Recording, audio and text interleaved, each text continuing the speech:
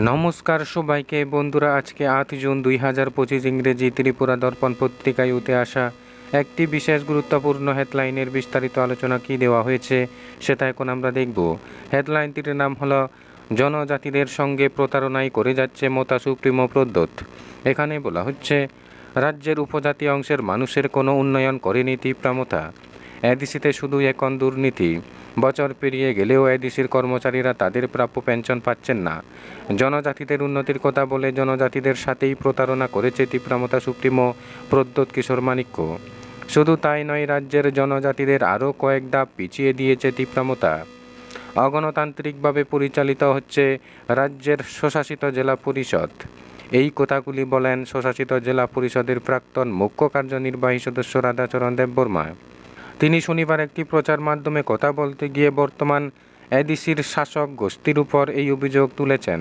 তিনি প্রচার মাধ্যমে বলেন, এডিসি নির্বাচন এবং রাজ্যের বিধানসভা নির্বাচনের পূর্বে তীব্রামতা দলের সুপ্রিমো প্রদ্যোৎ কিশোর মাণিক্য জনজাতিদের উন্নয়নে যেসব প্রতিশ্রুতি দিয়েছেন তার একটিও রক্ষা করেননি। প্রদ্যোৎ কিশোর সেই সময় বলেছিলেন, নির্বাচনের 6 মাসের মধ্যে জনজাতিদের উন্নয়নের ত্রিপাক্ষিক চুক্তির মাধ্যমে উন্নয়ন করা হবে। কিন্তু এই বক্তব্যের 2.5 বছর অতিক্রান্ত হলেও আজ পর্যন্ত তার কোনো শব্দ নেই। 2024 সালের এপ্রিল মাসে শান্তি চুক্তির মাধ্যমে আত্মসমর্পণকারীদের উন্নয়নে 250 কোটি টাকার প্যাকেজ এনে তাদের আর্থসামাজিক উন্নয়নের কথা বলেছিল।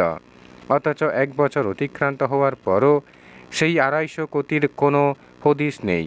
রাধাচরণ দেববর্মা প্রশ্ন তুলেছেন, রাজ্যের জনজাতিদের উন্নয়নে 2 জনকে মন্ত্রী করা হয়েছে, তারা রাজ্যের জনজাতিদের কি উন্নয়ন করছেন তার প্রশ্ন তুলেছেন।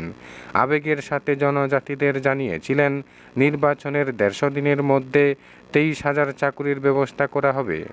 জনজাতিদের জন্য সেই চাকরি কোথায় গেছে সেই নিয়েও প্রশ্ন তুলেছেন রাধাচরণ দেববর্মা। রাজ্যের জনজাতি অধ্যুষিত অঞ্চলগুলিতে মানুষ নানান সমস্যায় ভুগছে, অথচ এডিসি প্রশাসনের দেখা নেই। গত 1 বছর ধরে এডিসি থেকে পেনশনে যাওয়া কর্মচারীদের ন্যায্য পাওনা পর্যন্ত মিটিয়ে দিতে পারছে না। প্রায় 2 বছর অতিক্রান্ত কুলাই চম্পাহাওয়ার এবং মান্দাই পুলিনপুর এডিসি কেন্দ্রের উপনির্বাচন করা হচ্ছে না। গত 2 বছর ধরে এই দুটি কেন্দ্র প্রতিনিধিহীনভাবে চলছে।